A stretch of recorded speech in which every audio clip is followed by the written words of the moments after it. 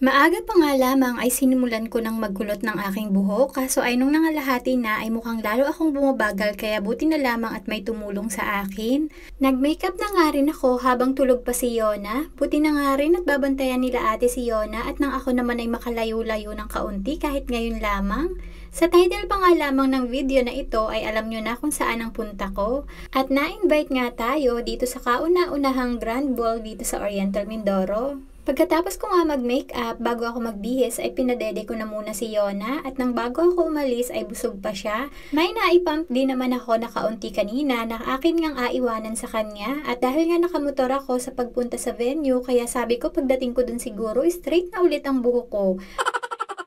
5 PM nga pala ang nakalagay sa invitation at 30 minutes before nga ay nakarating na ako dito. Mai-flex ko na nga rin lang sa inyo aring pamangkin ko na si Hana na super supportive. At dahil nga nakalimutan ko na Filipino time nga pala kaya ayan nga at nagde-decorate pa sila pagdating ko. Finally, na-meet ko na rin si The Good Mangyan na pinapanood ko lamang at nagpapasana all palagi sa atin. At dahil dalawa pa nga lang kami sa labas kaya sinamahan niya muna kami sa loob ng hotel at naandun pa pala ang karamihan at ayos pa nga lang. Yung iba din kasi ay dito na sila nag-stay sa hotel. Ma-flex ko na rin sa inyo aring pinsan ni Daddy na si Ate Angel na kung hindi dahil sa kanya ay hindi naman ako mapunta din eh. Naisip ko na nga rin lang na kagaya niya na gusto rin lang ma-experience at makita ang aming mga inspirasyon sa pagbablog. Hindi nga rin talaga halatang pinaghandaan niya ang Grand Ball na ito. At dahil nga Filipino time talaga kaya lumipas na ang isang oras ay hindi pa rin nagsisimula. Kaya sabi ko nga ay hindi pa wari kami magasimula din ay nag-aiyak na si Yona. Huwag naman sana at ako'y mapauwi ng maaga. Nagdatingan na nga ang iba at dumating na rin si Kamangyan kasama ang kanyang boyfriend, Char Marites lang.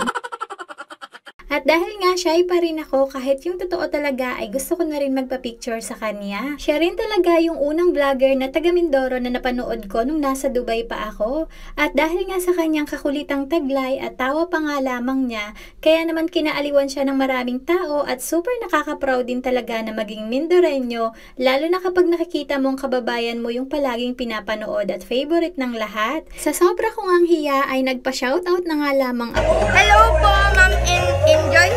Ayan, congrats po sa board exam. Ayan, sobrang galing. And ayun, good luck sa journey mo. God bless. Hello, ka Chef Alan sa Dubai. Shoutout po. Thank you for watching. God bless. Shoutout po kay Chef Alan po. Ingat po dyan sa Dubai. So yun guys, what's up? Ayan, shoutout nga pala kay Val Christopher. Ayan, salamat suporta. Napadaan ang channel, let's go! Pinagbigyan ko na nga rin ang mga request ng iba pang nagpapa-shoutout. Maya-maya nga lamang ay nagsimula ng tawagin isa-isa at talaga namang napahanga ako sa gandang taglay ni Marihin. Yung totoo talaga ay isa siya sa aking inspirasyon sa pagbablog dahil simula pa talaga nung unang nagsisimula pa lamang siya ay pinapanood ko na kaya naman nakaka-proud talaga na milyon-milyon na ang kanyang followers ngayon. Isa nga din sa mga idol ko si Parehe na talaga namang nakakaaliw ang kanyang mga ginagawa. Nakakatuwa nga rin makita at makilala ang iba pang mga vlogger. Dahil sa kanila at higit sa lahat sa mga nakikita mong nagbubunga ang kanilang mga pinaghirapan, lalo kang sisipagin at palakasin ang iyong confidence sa sarili na tulad ng ginawa nila, marami mang pagsubok bago pa man sila makarating kung nasan man sila ngayon, basta tiwala sa sarili, gusto mo yung ginagawa mo at wala kang inaapakan na tao. Sabi nga ni The Good Mangyan sa kanyang very emotional na mensahe. Ang presidente po ng Mindoro Players Grand Ball Association, The Good Mangyan. Tears of joy lang po sa Pagasi siguro. Kasi sobrang hirap po talaga mag-organize ng ganitong event. Pero dahil po sobrang mahal ko kayo, tinuloy ko pa rin po kahit mahirap para lang maging masaya. Bakit po?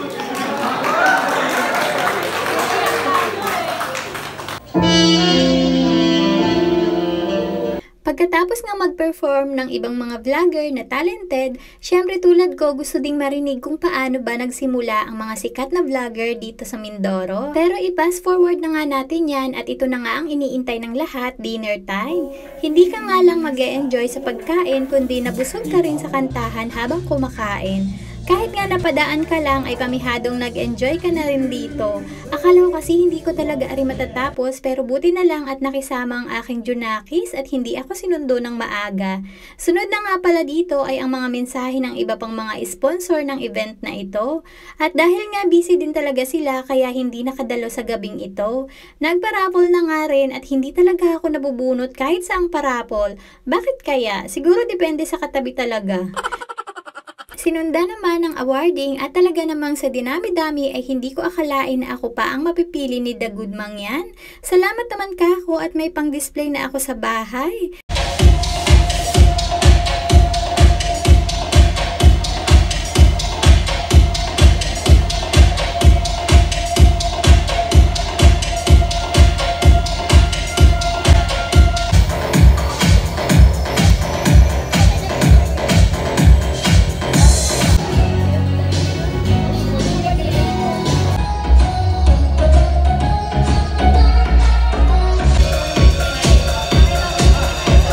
Congratulations! Order mo ang Marilyn! Ayan, ang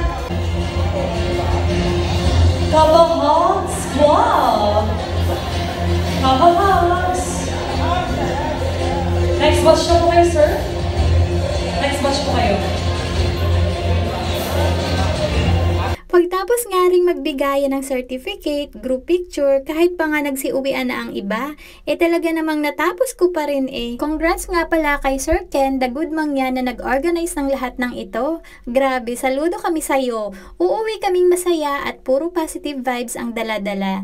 And yun lang for today's video. Salamat sa panonood!